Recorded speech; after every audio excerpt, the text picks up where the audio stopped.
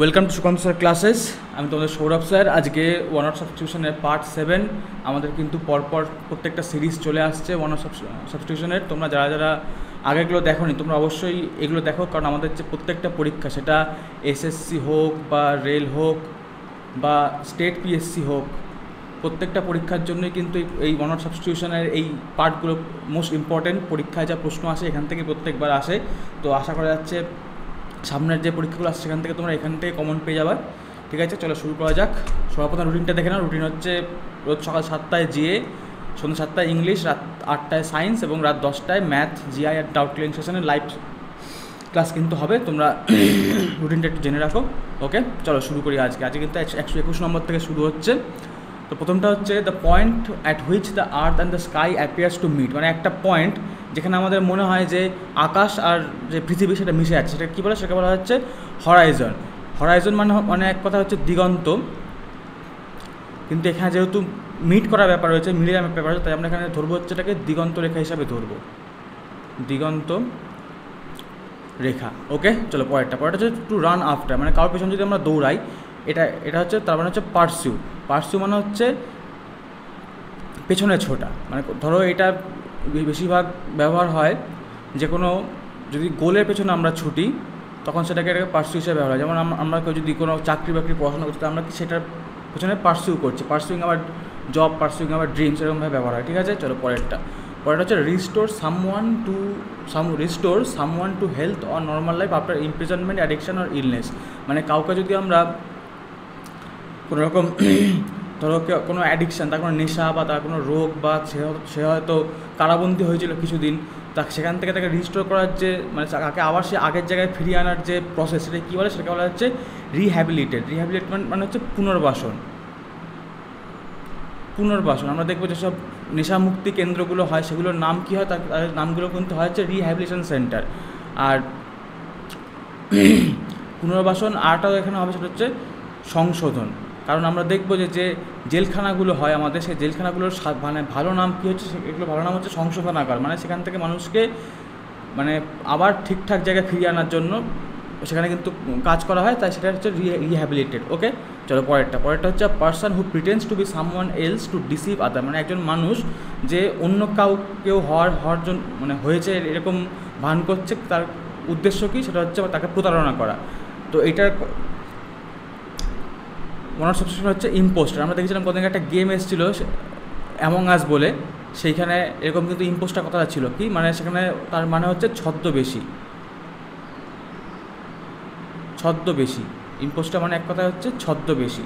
ওকে, চলো পরেরটা হচ্ছে a collection of selected writings in various authors, মানে একটা কালেকশান যেখানে অনেকগুলো যে লেখক তাদের লেখা সেগুলো থাকবে, সেটাকে কী বলে? সেটাকে বলা হচ্ছে অ্যান্থোলজি কথা মানে হচ্ছে সংগ্রহ।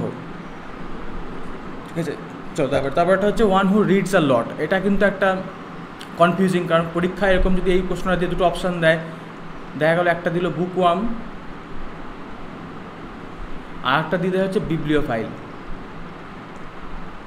আমরা কিন্তু আগের দিন বিবলিওফাইলটা পড়েছি। বিবলিওফাইল মানে হচ্ছে যে বই ভালোবাসে, ঠিক আছে, যে পড়তে ভালোবাসে, ঠিক আছে, বই পড়তে ভালোবাসে তাকে বিবলিওফাইল বলে। ঠিক আছে, কিন্তু এইখানে সেটা বলা হয়নি, এখানে ভালোবাসার কথা বলা হয়নি। এখানে বলছে যে একজন মানুষ যে প্রচুর পড়ে, সেরকম মানুষকে বলা হচ্ছে বুকওয়ার্ম, মানে হচ্ছে বই পোকা। সে বই পড়ছে মানে এরকম না যে সে ভালোবেসে পড়ছে, কিন্তু বিবলিওফাইল যে সে কিন্তু ভালোবেসে পড়ে সবসময়। ঠিক আছে, আর বুকওয়ার্ম সে কিন্তু ভালোবেসে পড়ছে এরকম না, সে হয়তো বাধ্য হয়ে পড়াশোনা করতে পারে, যে পরীক্ষা সামনে বা অন্য কোনো কাজের সাথে, তাই বাধ্য হয়ে পড়তে পারে। তাই যে বেশি পড়ে সে হচ্ছে বুকওয়ার্ম, আর যে পড়তে ভালোবাসে সে হচ্ছে বিবলিওফাইল। ওকে, চলো পরেরটা হচ্ছে গ্রুপ অফ ফিশ। এটা খুব ইন্টারেস্টিং একটা মাছেদের যে গ্রুপ বা গোষ্ঠী, তাই কী হয়? তাকে বলা হচ্ছে স্কুল বলা হয়। ঠিক আছে, খুবই ইন্টারেস্টিং এটাও কিন্তু বহুবার পরীক্ষায় আছে। ঠিক আছে, তো পরেরটা হচ্ছে পার্সন হু প্রডিউস বিউটিফুল হ্যান্ড রাইটিং, মানে একটা মানুষ যে সুন্দর হ্যান্ড রাইটিংয়ে লিখতে পারে তাকে বলা কি? ক্যালিগ্রাফার বলে। এটা আমরা জানি, যারা সুন্দর লিখতে পারে তাদেরকে আমরা কি, যে সুন্দর লেখাগুলো তাদেরকে আমরা কী বলি? তাদেরকে আমরা বলি হচ্ছে ক্যালিগ্রাফি।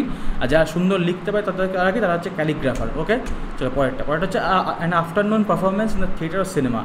একটা থিয়েটার বা সিনেমা এখন যদি দেখা যায় না, আগেকার দিনে হতো বিকেলবেলা বা দুপুরবেলা একটা করে শো হতো। সেই দুপুরবেলা শোটাকে কী বলা হয়? সেই দুপুরবেলা শোটাকে বলা হয় ম্যাটিনি।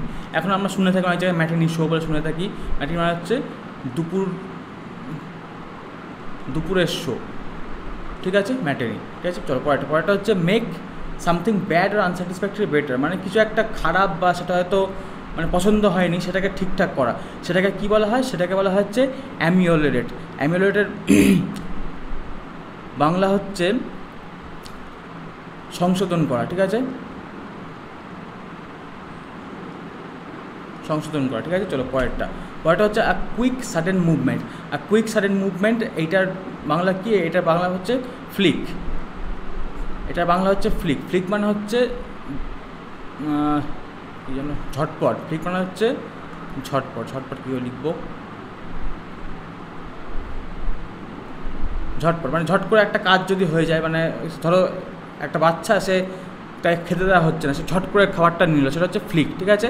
চলো তারপরটা হচ্ছে someone who studies election and voting statistics, মানে একজন ব্যক্তি যে সামনে ভোট আসছে, এটা আমরা কমন ওই জন্য, সেটা হচ্ছে someone who studies election and voting statistics. একজন মানুষ যে ভোটিং স্ট্যাটিস্টিক্স মানে ভোটের যত মানে স্ট্যাটিস্টিক্স যেগুলো সেগুলো পড়াশোনা করছে, আর পড়াশোনা না সেগুলো দেখছে, আর যে ইলেকশন সেগুলোর যে স্ট্যাটিস্টিক্সগুলো যে মানে দেখাশোনা করছে তাকে কী হয়, তাকে বলা হচ্ছে সিফোলজিস্ট, ঠিক আছে, সিফোলজিস্ট বলা হয় সেই ব্যক্তিকে, ঠিক আছে। পরেরটা হচ্ছে কজিং এ স্ট্রং ডিসলাইক, মানে যদি প্রচণ্ডভাবে আমরা অপছন্দ করি তাকে কী হয়, তাকে বলা হচ্ছে রিপালসিভ। রিপালসিভ মানে হচ্ছে ঘৃণ্য, রিপালসিভ মানে হচ্ছে ঘৃণ্য। ওকে চলো পরেরটা an institution for the care of people who are mentally ill, মানে একটা ইনস্টিটিউশন বা একটা কেন্দ্র যেটা হচ্ছে যারা মানসিকভাবে যারা অসুস্থ তাদেরকে দেখার জন্য তৈরি, সেটা হচ্ছে অ্যাসাইলাম। অ্যাসাইলাম সাধারণ কথা হচ্ছে পাগলাগারদ বলি আমরা চিনি, পাগলাগারদ। ওকে চলো পরেরটা হচ্ছে one who can use either hand with is, মানে একটা মানুষ যেটা দুটো হাতই সে নিজের খুব সহজে ব্যবহার করতে পারে সব কাজে, তাকে বলা হচ্ছে অ্যাম্বিডেক্সট্রাস। অ্যাম্বিডেক্সট্রাস মানে হচ্ছে সব্যসাচী। আমি আগের দিনই বলেছিলাম, যারা আগের ক্লাসগুলো বলতে জানো, অ্যাম্বি কথা থাকা মানে হচ্ছে সেখানে দুটো মানে দুটো জিনিসের ব্যবহার থাকলে সেখানে অ্যাম্বি কথাটা থাকে, ঠিক আছে। তো আজ দেখছো সে হচ্ছে দুটো হাতই ভালোভাবে ব্যবহার করতে পারে, তাই সে হচ্ছে অ্যাম্বিডেক্সট্রাস, ঠিক আছে। তারপরটা হচ্ছে government of king, government by king আর কুইন, মানে রাজা বা রানীর দ্বারা সরকার, তাই গিয়ে তাকে বলা হচ্ছে মোনার্কি, রাজতন্ত্র,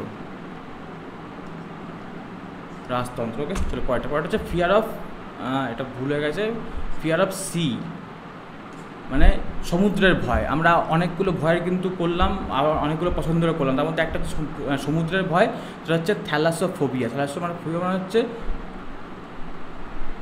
সমুদ্র ভয়। ওকে চলো পরেরটা হচ্ছে someone working or acting nearly for money or other rewards, মানে একজন মানুষ যে নিজের পছন্দ না বা শখে না, সে খালি পয়সার জন্যই সে কাজটা করছে, বা কোনো রকম যে রিওয়ার্ড পাবে বা গিফট পাবে সেই আশায় কিন্তু কাজটা করছে, তাকে ভালোবেসে করছেন, তাকে কী বলা হচ্ছে, তাকে বলা হচ্ছে মার্সিনারি, মানে হচ্ছে বেতনভোগী। মানে তার কাজ মানে আসল উদ্দেশ্য হচ্ছে বেতনটা পাওয়া, তার মানে ভালোবাসা কিছু নেই কাজটার প্রতি। ওকে পরেরটা হচ্ছে occurring after the death of the shed person. আচ্ছা এটা দেখবা যখন এটা দেখা গেল কদিন আগে, যখন আমাদের এখান থেকে ভারতরত্ন দেয়া হলো, তখন কি হলো, অনেকে যারা অলরেডি তারা জীবিত নেই তাদেরকে কিন্তু ভারতরত্ন দেওয়া হলো, বা যে কোনো পুরস্কার যদি দেওয়া হয় তাদেরকে, যদি মানে তারা মরে গিয়ে থাকেন তারপরে দেওয়া হয়, তাকে কী বলে, তাকে বলা হচ্ছে মরণোত্তর। এই মরণোত্তরকে ইংলিশে কী বলে, পোস্ট হিউমাস। যেমন ভূপেন হাজারিকা গতবার মরণোত্তর ভারতরত্ন পেলেন, ঠিক আছে, তাই সেখানে বলা হয়েছিল পোস্ট হিউমাস। ওটা তার পাশের নামের পাশে কিন্তু লেখা ছিল পোস্ট হিউমাস, ঠিক আছে, মানে মরণোত্তর উনি পেলেন, মরার পর উনি পেলেন, ঠিক আছে। এই ক্ষেত্রে তার ফ্যামিলি মেম্বার যারা থাকে তারা কিন্তু সেই সম্মানটাকে গ্রহণ করে, ঠিক আছে। চলো পরেরটা হচ্ছে feeling of great happiness and excitement, হচ্ছে একটা অনুভূতি কি প্রচণ্ড খুশি বা এক্সাইটমেন্ট মানে অস্থিরতা, ঠিক আছে। তা কী হবে সেটা হচ্ছে ইউফোরিয়া। ইউফোরিয়া মানে হচ্ছে আনন্দ অবস্থা, আনন্দ অবস্থা। ওকে তো চলো আজকে আমাদের এই পর্যন্ত ক্লাস থাকলো, তোমরা কিন্তু আমাদের টেলিগ্রাম চ্যানেলের সঙ্গে যুক্ত হয়ে যাও, আর অবশ্যই আমাদের চ্যানেলটিকে সাবস্ক্রাইব করে আমাদের সঙ্গে থাকো। Okay thank you.